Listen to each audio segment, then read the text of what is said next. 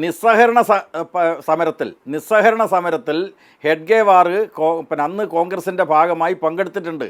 1925 RSS രൂപം കൊണ്ടതിന് ശേഷം ഏതെങ്കിലും ഒരു സ്വാതന്ത്ര്യ സമര പ്രസ്ഥാനത്തിൽ ഹെഡ്ഗേവാർ പങ്കെടുത്തിട്ടുണ്ടോ? അതാണ് നിങ്ങൾ മറുപടി പറയേണ്ടത്. രണ്ടാമത്, അദ്ദേഹം സ്ഥാപക നേതാവാണല്ലോ.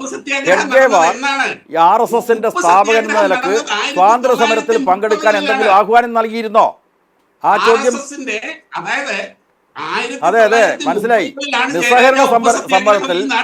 നിസ്സഹരണ പ്രസ്ഥാനത്തിൽ ഹെഡ്ഗേവാർ പങ്കെടുത്തിട്ടുണ്ട്. ശ്രീ ഷാബു RSSകാർക്ക് ഉപ്പ് സത്യാഗ്രഹത്തിൽ പങ്കെടുക്കാനുള്ള അനുമതി ഉണ്ടായിരുന്നോ എന്നായിരുന്നു ചോദ്യം. ഇല്ല,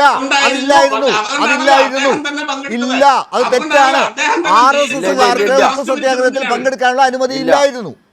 ആര് പറഞ്ഞു? നിങ്ങളാണോ തീരുമാനിക്കുന്നത്? ഏത് ചരിത്ര രേഖയാണ്? പറയൂ. താങ്കൾ ചരിത്ര രേഖ മുന്നോട്ട് ഏത് ചരിത്രമാണ്? ഇപ്പൊ ഒരു കാര്യമുണ്ട്, എനിക്ക് നിങ്ങൾക്കറിയാം ഏതെങ്കിലും നിർദ്ദേശം കൊടുത്തിട്ടുണ്ടോ? ആഹ്വാനം പുറപ്പെടുവിച്ചിട്ടുണ്ടോ?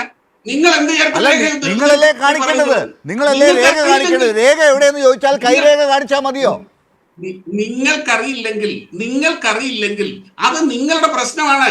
എനിക്ക് നിങ്ങളെ അതുകൊള്ളാം. ഞങ്ങൾക്കറിയില്ലെങ്കിൽ അത് പറഞ്ഞു തരേണ്ടത്, കാണിച്ചു തരേണ്ടത്, താങ്കൾ രേഖ കാണിച്ചു തരേണ്ടത് താങ്കളുടെ ചുമതലയാണ്. താങ്കളുടേതാണ് പ്രസ്ഥാനം. താങ്കളാണ് പറഞ്ഞത്. ഇതിൽ പങ്കെടുത്തിട്ടുണ്ടെന്ന് പറഞ്ഞത് താങ്കളാണ് രേഖ കാണിക്കേണ്ടത്. ഞാൻ ഇവിടെ ലൈബ്രറി പുസ്തകം കൊണ്ടല്ല ഇവിടെ വന്നിരിക്കുന്നത്, ഒരു ചർച്ചയെ വന്നിരിക്കുന്നത്. ഏത് പുസ്തകം പറഞ്ഞാൽ മതി, ഏത് പുസ്തകം പറഞ്ഞാൽ മതി, ഞാൻ എടുത്തോളാം. ഇനി നിങ്ങൾക്ക് ഇത് ബോധ്യമാവുന്നില്ലെങ്കിൽ അത് നിങ്ങളുടെ പ്രശ്നമാണ്. നിങ്ങൾ പോയി അന്വേഷിച്ച് കണ്ടുപിടിക്കുക. എനിക്ക് സൗകര്യമില്ല പറയാൻ. താങ്കൾക്ക് ഉത്തരമില്ലെങ്കിൽ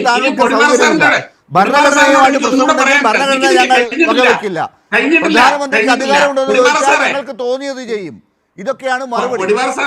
ഇനി പൊടിവാർ സാറിനോട് എനിക്ക് ഒരു കാര്യം കൂടെ പറയാനുണ്ട്. എന്ത് കാര്യത്തിലാണ്? പൊടിവാർ സാറിനോട് എനിക്ക് ഒരു കാര്യം പറയാനുണ്ട്.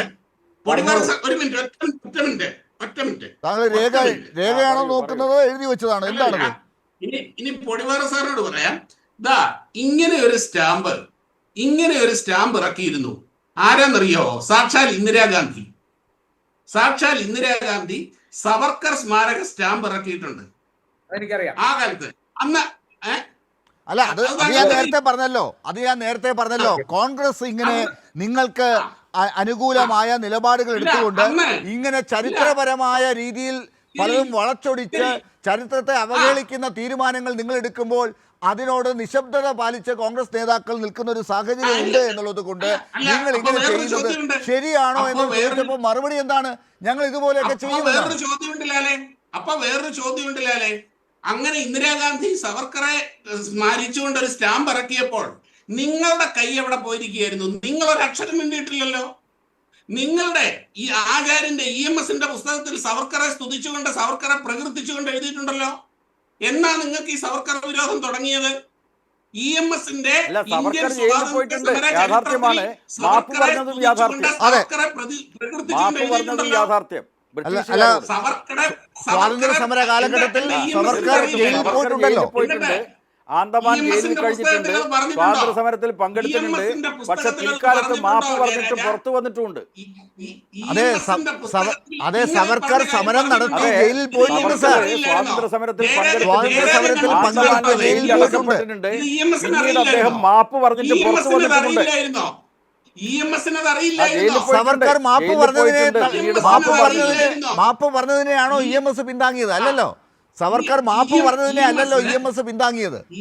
EMS സവർക്കർ മാപ്പ് പറഞ്ഞു എന്ന് പറഞ്ഞ് അതിന്റെ ആ പുസ്തകത്തിൽ ഒരു പരാമർശമെങ്കിലും ഉണ്ടോ?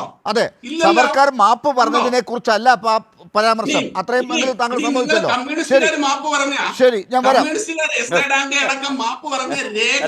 മാപ്പ് പറഞ്ഞിട്ടുണ്ടോ? മാപ്പ് പറഞ്ഞിട്ടുണ്ടോന്നാണ് ശ്രീ ജയരാജൻ ചോദിക്കുന്നത്. മാപ്പ് പറഞ്ഞിരുന്നോ? ജയിൽ മോചിതനാകാൻ വേണ്ടി ജാമ്യ ഹർജി കൊടുക്കുമ്പോൾ ജാമ്യ വ്യവസ്ഥകൾ ഉണ്ടാവും അതിൻ്റെ അകത്ത്. ആ ജാമ്യ വ്യവസ്ഥകൾ അങ്ങനെ കൊടുക്കുന്ന സാധനമേ ഉള്ളൂ. അത് ഗാന്ധിജിയും കൊടുത്തിട്ടുണ്ട്, നെഹ്റുവും കൊടുത്തിട്ടുണ്ട്, ആ ജയിലിൽ കിടന്നവരെല്ലാവരും കൊടുത്തിട്ടുണ്ട്.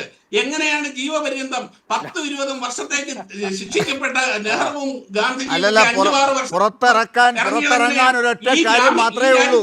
അത് മാപ്പെഴുതി കൊടുത്താൽ മാത്രമാണ് എങ്കിൽ ആ മാപ്പെഴുതി കൊടുത്ത് പുറത്തേക്ക് ഇറങ്ങി വന്ന് ഒരക്ഷരം മിണ്ടാതെ സ്വാതന്ത്ര്യ സമരം എന്നുള്ള ഒരു പ്രസ്ഥാനത്തിന്റെ ഭാഗമാകാതെ ഒരക്ഷരം ബ്രിട്ടീഷുകാർക്കെതിരെ പറയാതെ വായടച്ചു വെച്ച് മിണ്ടാതെ ഇരുന്നു.